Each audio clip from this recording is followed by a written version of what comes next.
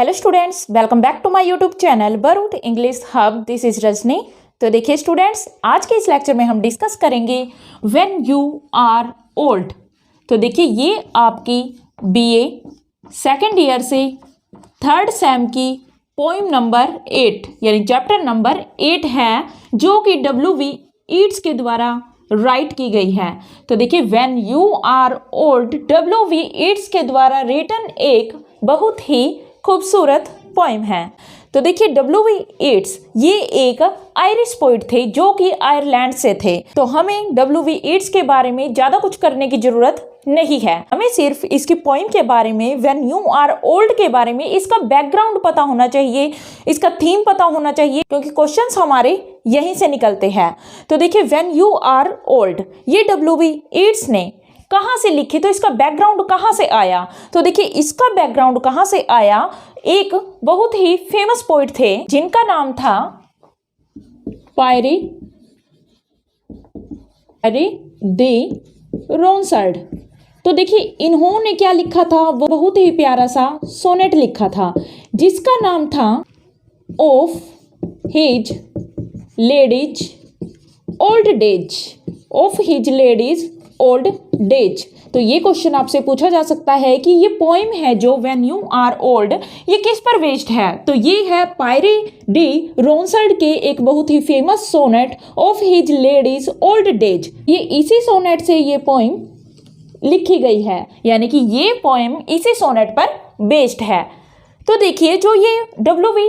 Yeats थे, इन्होंने ये पोइम क्यों लिखी, यानी कि ओल्ड एज पर। किसकी ओल्ड एज? लेडीज। किसकी लेडीज? जो कि पोइट की लेडीज है। यानी कि इस पोइट ने, पायरी दी रोंसर्ड ने, ये सोनेट अपने बिलव्ड के लिए लिखा था और उसी तरह से उसी की कॉपी करते हुए W.V. ईट्स जो कि एक आयरिश पोइट थे, इन्होंने अपनी कविता, अपनी poem when you are old लिखी। तो इन्होंने भी ये अपने बिलव्ड के लिए लिखे। तो इनकी बिलव्ड कौन थी जिस पर इन्होंने ये पोइम राइट कर डाली। इनकी जो ये प्रेम कहानी है बहुत ही डिफरेंट है औरों से। अब क्यों है, तो देखिए इनका प्यार मोडगोन के लिए इतना ज़्यादा था कि इन्होंने ये कविता उनके लिए लिख डाली। अब देखिए वो भी प्यार इनका किस तरह का था, वो एक तरफा प्यार था। यानी कि W.V. ईट्स है जो इन्होंने एक तरफा प्यार किया जो इनकी बिलव्ड थी, जिसका नाम क्या था, जिसका नाम था मोडगोन। तो इनकी बिलव्ड का नाम क्या था, वो था मोडगोन। मोडगोन इनकी बिलव्ड का नाम था, मोडगोन। तो देखिए मोडगोन है जो इनसे ये इतना प्यार करते थे कि इन्होंने इसको बार बार रिजेक्ट किया। मोडगोन है ये एक 23 साल की इंग्लिश गर्ल थी, यानी कि 23 साल की इंग्लैंड की एक लड़की थी जिससे इन्होंने बहुत ज़्यादा प्यार किया। पर देखिए क्या हुआ, जब इन्होंने मैरिज का प्रपोजल रखा W.V. ईट्स ने मोडगोन के सामने, तो इसने साफ इनकार कर दिया कि मैं तुमसे शादी नहीं करूंगी। और ये बात कब की थी, ये बात थी 1891 की। तो देखिए 1891 में इसने, मोडगोन ने इसको रिजेक्ट कर दिया। अब फिर दोबारा से इन्होंने क्या किया, इसी तरह से इन्होंने प्रपोजल रखा 3 और बार इनके सामने, यानी कि लगभग 4 बार इन्होंने इसके सामने मैरिज का प्रपोजल रखा। कब कब की बात है वो, 1891, 9, 1900 एंड 1901। तो देखिए ये 4 बार इन्होंने मैरिज प्रपोजल रखा मोडगोन के सामने, पर मोडगोन ने हर टाइम, यानी कि each time she had rejected his marriage proposal. तो हर बार इसने W.V. ईट्स के मैरिज प्रपोजल को ठुकरा दिया और लास्ट में जाकर डर के मारे कि W.V. ईट्स उसका पीछे नहीं छोड़ रहा था, तो उसने लास्ट में डर के मारे और किसी से मैरिज कर ले। तो देखिए ये स्टोरी थी W.V. ईट्स की लव की। अब देखिए इस पर इन्होंने ये पोइम राइट कर दी और इस पोइम में इन्होंने क्या किया, मोडगोन को सुझाव दिया है कुछ। अब क्या सुझाव दिया है और क्या कहा है अपने प्यार के बारे में मोडगोन को, वो हम आज इसमें डिस्कस करेंगे। तो ये कंप्लीट पोइम आज हम यहाँ डिस्कस करेंगे। अब देखिए जो ये पोइम है इसका थीम निकल कर आता है। तो देखिए पहले क्या था, W.V. ईट्स को क्या हुआ, लव हुआ, तो इसका थीम क्या रहेगा, लव। और फिर क्या हुआ, उसके लव का लॉस हो गया, उसको उसका प्यार नहीं मिला, जिसके वजह से W.V. ईट्स हमेशा पछताते रहे। तो क्या हो जाएगा यहाँ पर, रिपेंट या फिर रेग्रेट। तो ये इसका थीम है यानी कि लव, लॉस एंड रिग्रेट इस पोएम का थीम है। अब देखिए स्टार्ट करते हैं हम इस पोएम को। तो इस पोएम के अंदर W.V. Yeats मोडगोन को क्या कहते हैं? When you are old, when you are old and grey. तो देखिए इसको रफ कर देते हैं।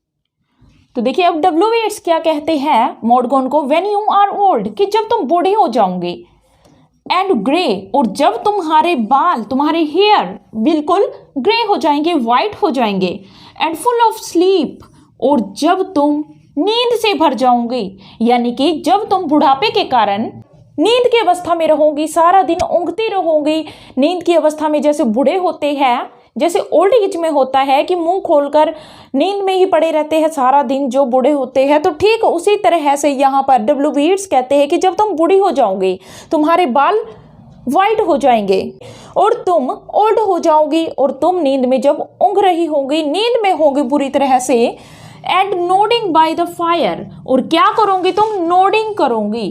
तो नोडिंग क्या होता है? नोडिंग होता है स्लीपी, यानी जब तुम नींद की अवस्था में, किसके पास? जब तुम नींद की अवस्था में स्लीपी कंडीशन में होकर फायर के पास, आग के पास बैठी हुई होगी।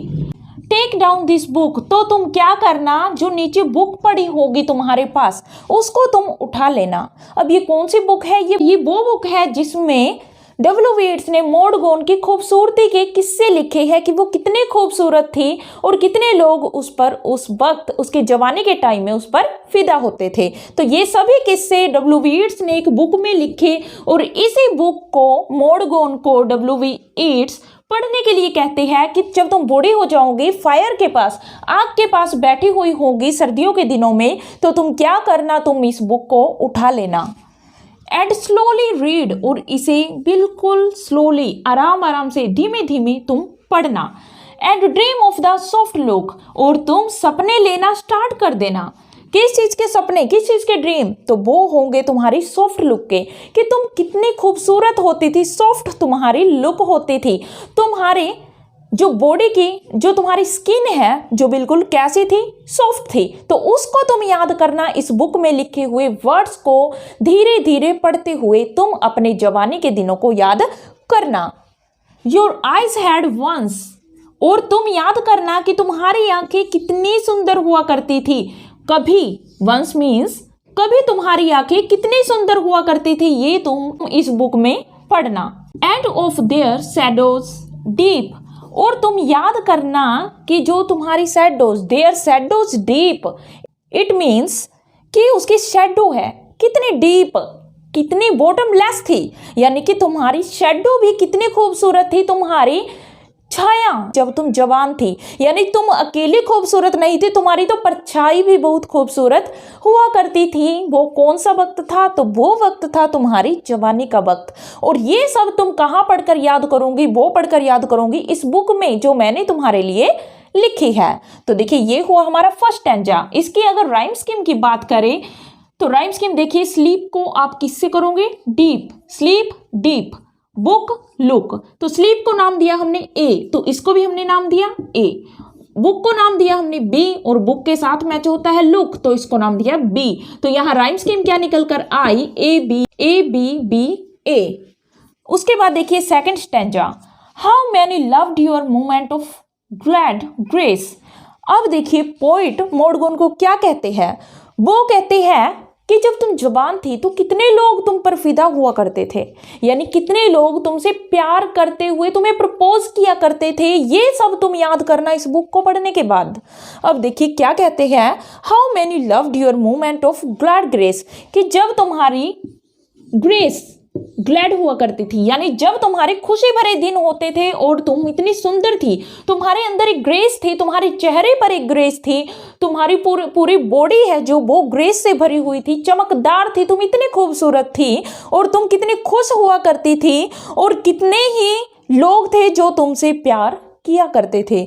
Your moment of glad grace, जब तुम जवान थी तो उस मोमेंट पे, उस समय तुम्हें कितने लोग प्यार किया करते थे, कितने लोग तुम्हें प्रपोज किया करते थे।